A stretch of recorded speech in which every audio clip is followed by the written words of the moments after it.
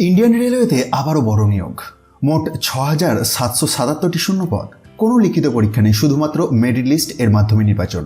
মাধ্যমিক ও ITI pass প্রার্থীদের সুবর্ণ সুযোগ। আজকের এই ভিডিওতে জানবো যোগ্যতা, বয়সসীমা, কোন ট্রেডে নিয়োগ হচ্ছে, স্টাইপেন্ড, আবেদন পদ্ধতি, গুরুত্বপূর্ণ তারিখ এবং নির্বাচন প্রক্রিয়া। তাই ভিডিওটি শেষ পর্যন্ত অবশ্যই দেখবেন। এই নিয়োগে মোট ৬,৭৭৭টি অ্যাপ্রেন্টিস পদে নিয়োগ করা হবে। বিভিন্ন ডিভিশন ও ওয়ার্কশপে এই নিয়োগ হবে।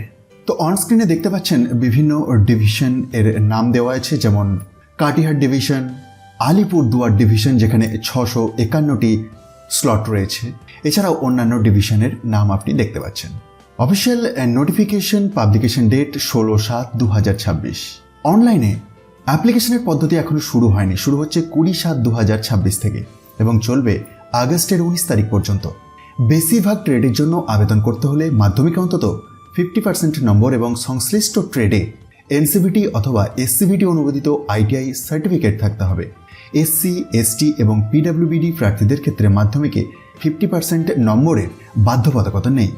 আর মেডিকেল ল্যাবরেটরি টেকনিশিয়ান এদের জন্য, যারা ল্যাবরেটরি টেকনিশিয়ান, প্যাথোলজি অথবা রেডিওলজি ট্রেডেতে আবেদন করবেন, তাদের মাধ্যমিক এবং উচ্চ মাধ্যমিকে সায়েন্স থাকতে হবে। উচ্চ মাধ্যমিকে সায়েন্স বলতে ফিজিক্স, কেমিস্ট্রি, বায়োলজি সহ ন্যূনতম 50% মার্কস থাকতে হবে। এই নিয়োগে প্রচুর ট্রেড রয়েছে, যেমন fitter, electrician, welder, carpenter, plumber, turner থেকে আরম্ভ করে আরও অন্যান্য। বয়সসীমা ন্যূনতম 15 বছর, সর্বোচ্চ 24 বছর। তবে সংরক্ষিত শ্রেণীদের ক্ষেত্রে বয়সের ছাড় আছে, যেমন এসসি বা এসটিদের ক্ষেত্রে 5 বছরের ছাড়, ওবিসি প্রার্থীদের ক্ষেত্রে 3 বছরের ছাড় এবং পিডব্লিউবিডি প্রার্থীদের ক্ষেত্রে 10 বছরের ছাড় আছে।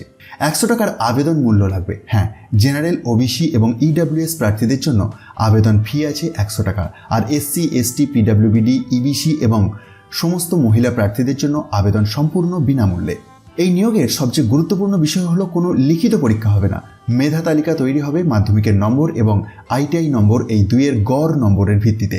মেডিকেল ল্যাবরেটরি টেকনিশিয়ানদের ক্ষেত্রে মাধ্যমিক এবং উচ্চ মাধ্যমিক এর নম্বরের ভিত্তিতে মেরিট লিস্ট তৈরি হবে। এরপর document verification, medical fitness test এবং শেষে অ্যাপ্রেন্টিস ট্রেনিং। নির্বাচিত অ্যাপ্রেন্টিসদের প্রতি মাসে স্টাইপেন্ড দেওয়া হবে। বর্তমানে সর্বনিম্ন স্টাইপেন্ড ৯,৬০০ প্রতি মাসে। দ্বিতীয় ও তৃতীয় বছরের ক্ষেত্রে নিয়ম অনুযায়ী স্টাইপেন্ড বৃদ্ধি পাবে। আপনাকে অনলাইনে আবেদন করতে হবে।